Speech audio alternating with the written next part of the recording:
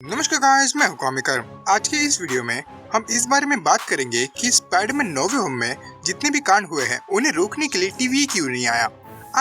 सब कुछ जो स्पाइडरमैन नो वे होम में हमने देखा वो मल्टीवर्सल कांड था, तो टीवीए को इसे रोकने के लिए आना चाहिए था।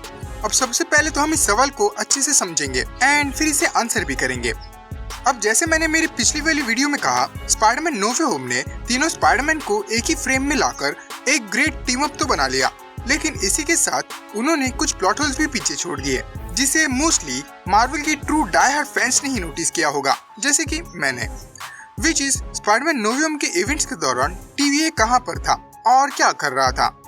अब टीवीए का मेन एम उन सारे वेरिएंट्स और टाइमलाइंस को मिटाना है जिसकी वजह से मल्टीवर्स में गड़बड़ होकर सीक्रेट टाइमलाइन को खतरा हो सकता है। जैसे कि लोकी इवेंट 2012 का पूरा इवेंट हम लोगों ने ऑलरेडी देखा था, लेकिन एवेंजर्स के टाइम ट्रेवल करने की वजह से 2012 वाले लोकी के हाथ टेसरेक्ट लगता है, जिसकी वजह से वो वहां से भाग जाता है। एंड एज ये इवेंट हम लोगों ने पहले ही देख लिया था जिसमें लोकी ऐसा कुछ भी नहीं करता, तो ये इवेंट एक नेक्सस इवेंट बन जाता है एज उससे आगे जाकर मल्टीवर्स को खतरा हो सकता था, जिसकी वजह से टीवीए, लोकी और जो नई टाइमलाइन क्रिएट होती है उसे प्रून करने के लिए आ जाते हैं। अब अगर ऐसा है तो फिर स्पाइडरमैन नो वे होम का इवेंट इससे कई गुना ज्यादा बड़ा था, क्योंकि जिस इवेंट को टीवीए ना जाने कितने सालों से रोकने की कोशिश कर रहा था वो स्पाइडरमैन नो वे होम में फाइनली हो गया।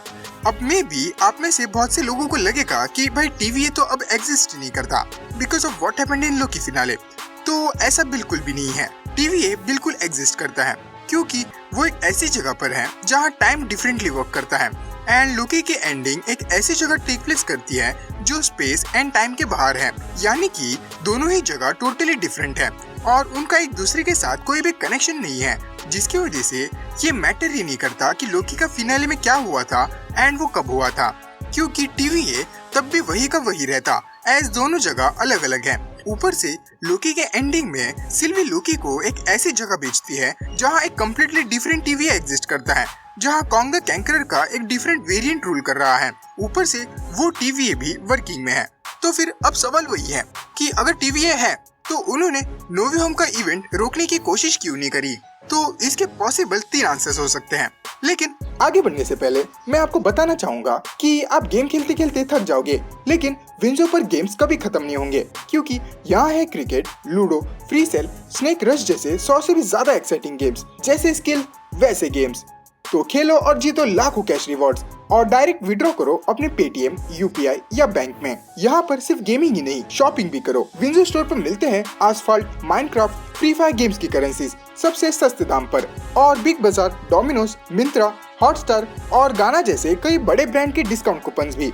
इतना ही नहीं, आप विंजो पर स्पिनर घुमाकर रोजाना रिवॉर्ड भी जीत सकते हो और 10 दिन लगातार स्पिन स्ट्रीक बनाकर बाइक, स्मार्टफोन और weekly jackpot up to 25 lakhs भी जीत सकते हो। अब विंजो पर इतना कुछ है और कितना बताओ। विंजो डाउनलोड करो और खुद एक्सपीरियंस करो। अब अपना पहला आंसर है no way home was always supposed to happen.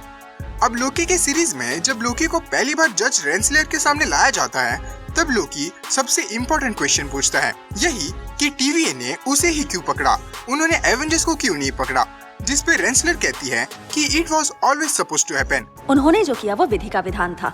मतलब ये एवेंजर्स की डेस्टिनी ही थी कि वो पास्ट में जाए। अब ऐसा तो नहीं हो सकता कि रेंसलर खुद ही सब फैसले सुनाती हो कि कौन सी टाइमलाइन को प्रून करना है, कौन सी नहीं, कौन से वेरिएंट्स को मिटाना है, कौन से नहीं।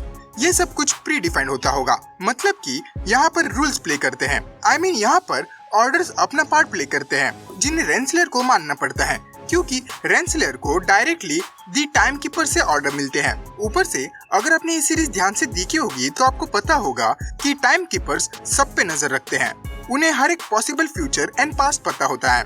अब यही टाइम कीपर्स जिन्हें ये लोग भगवान मानते हैं, उन्हें ही हू रिमेन्स कंट्रोल कर रहा था, वो भी अपने फायदे के लिए। वो तब तक उस टाइमलाइन को प्रून नहीं करने देता होगा जब तक उस पर्टिकुलर टाइमलाइन से उसे कोई हानि नहीं पहुंचे या फिर कैंग द कॉन्करर का वेरिएंट रिटर्न ना करे, एज उसे ये ऑलरेडी पता था कि जब तक यहाँ मल्टीवर्स ओपन नहीं होता तब तक ब्रांचिंग शुरू नहीं होगी एंड तब तक वो ही हू रिमेन्स बनने से फ्री नहीं होगा, जिससे वो सीरीज के आखिर में भी कहता है कि कैसे उसे ही हू रिमेन्स बनने से फ्री होना था। दोस्त, मैं थक गया। और बूढ़ा हो चुका हूं। शक्ल पे मत जाओ मेरी। एंड मे बी इसी वजह से उसने ये इवेंट होने दिया, एज इस इवेंट के बिना उसे भूतनाथ वाली मुक्ति नहीं मिलती। अब अगर आपको ये नहीं समझा, let me explain you straight. He who remains को ये इवेंट होने देना था, इसलिए उसने टाइम कीपर्स के थ्रू ये बताया कि ये इवेंट विधि का विधान है, जिसकी वजह से टीवीए ने इस पे कोई भी एक्शन नहीं लिया।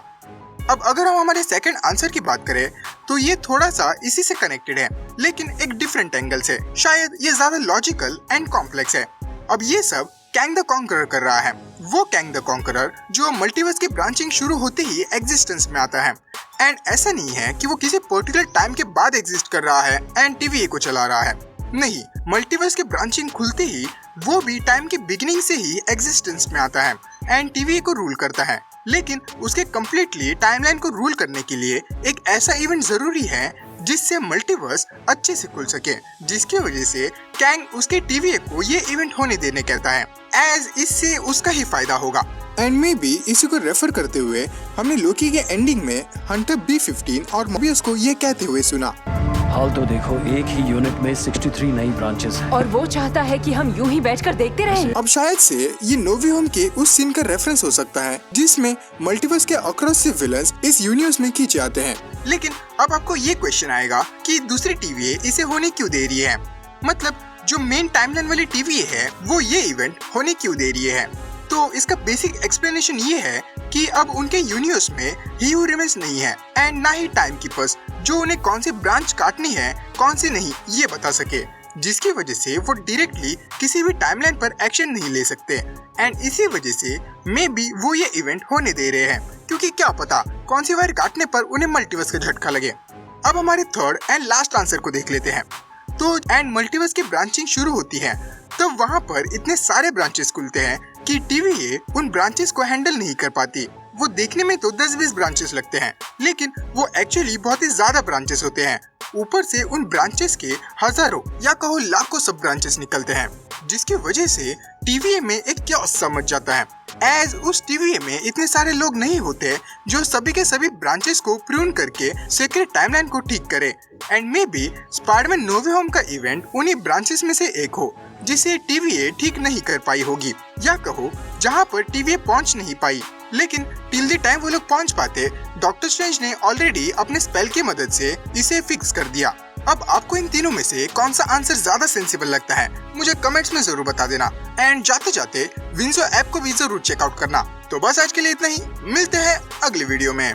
I can make my money flip like 1, 2, 3. Fly around the world down to New Delhi. Yeah, while all of a sudden they wanna act like we friends. Probably cause they see me riding in a brand new Benz like Zoom.